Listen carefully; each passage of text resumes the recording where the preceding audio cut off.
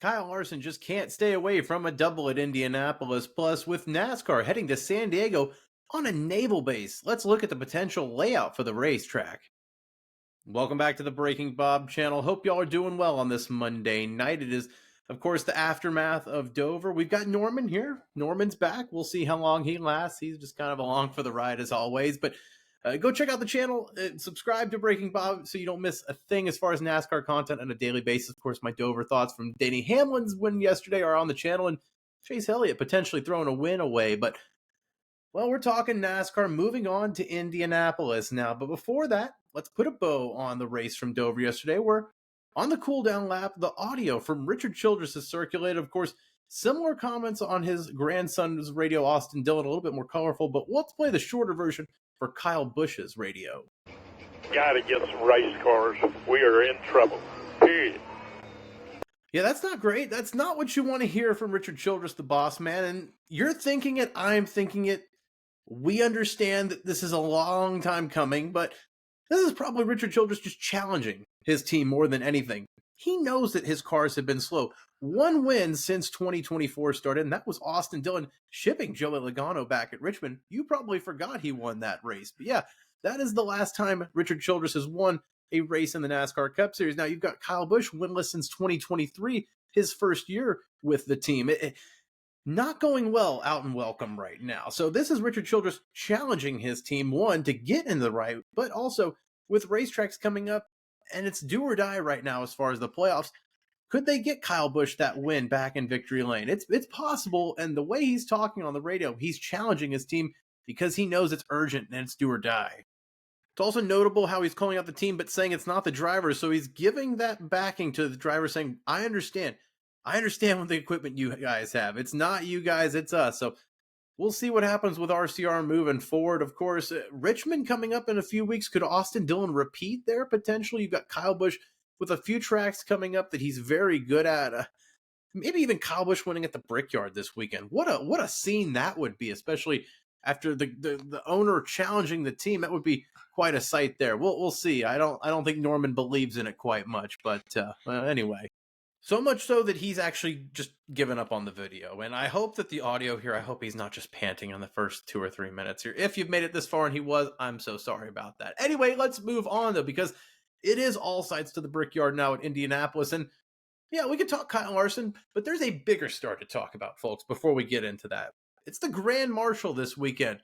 And you're going to one of the biggest racetracks in the world, Indianapolis. It's only right to do it big. And the Grand Marshal this weekend doesn't get any better. Ladies and gentlemen, it's the Cookie Monster. Cookie Monster is the Grand Marshal this weekend at Indy for the Brickyard. Yeah. I love it. I'm absolutely here for it. Nothing more needs to be said. But we do also have some news as far as Indianapolis this weekend on track as far as that. Kyle Larson was scheduled to be on the CW broadcast for the Xfinity race on Saturday.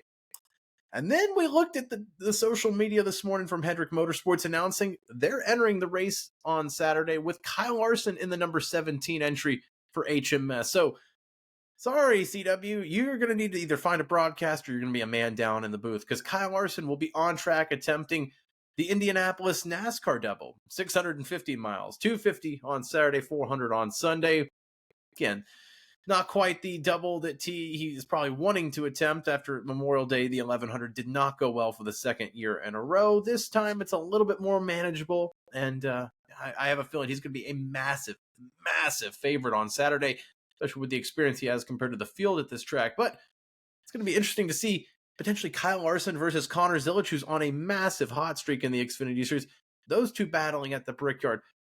It's like the script writers just know what we want. We got Kyle Larson heading to the Brickyard for a double this weekend on the Xfinity Series.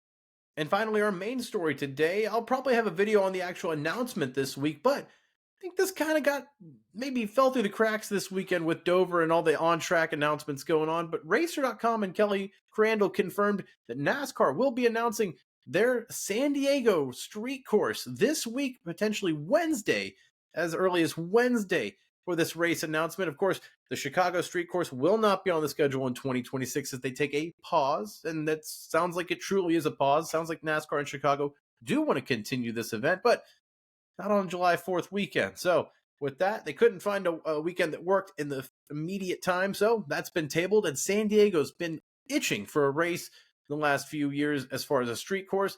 Finally getting it, and everyone's wondering, okay, well, where's that going to be? Racer.com is reporting they'll be running on historic Coronado Island out in San Diego. And not only that, they'll be racing on the naval base as part of the track out on the west part of the island. Now, what a visual that is going to be. Not only do you have the Pacific Ocean, you got on the island right there, you've also got the naval base running on the airstrip potentially. Now, I think immediately to IndyCar in St. Pete. That is one of the cooler tracks, I think, when they're running on the tarmac out there. NASCAR doing the same thing out in San Diego at Coronado Island.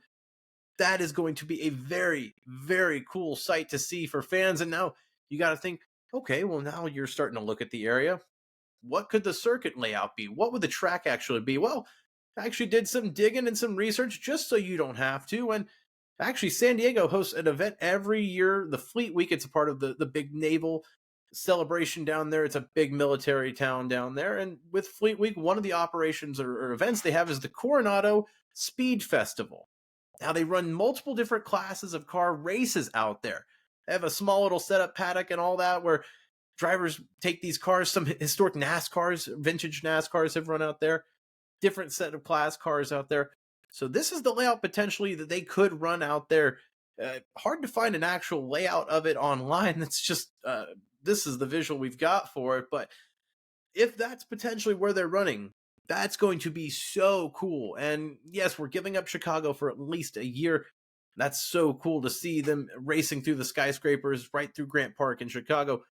Racing on a naval base out on Coronado Island in San Diego, right on the Pacific Ocean, especially when NASCAR has left Southern California for at least a year after the Clash left. And of course, Fontana's gone.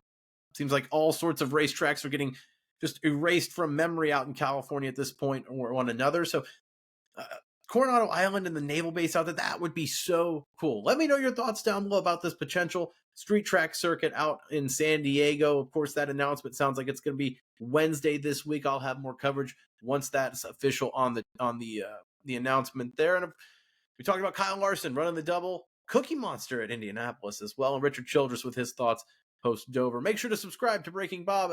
If you like what you saw, make sure to like this video.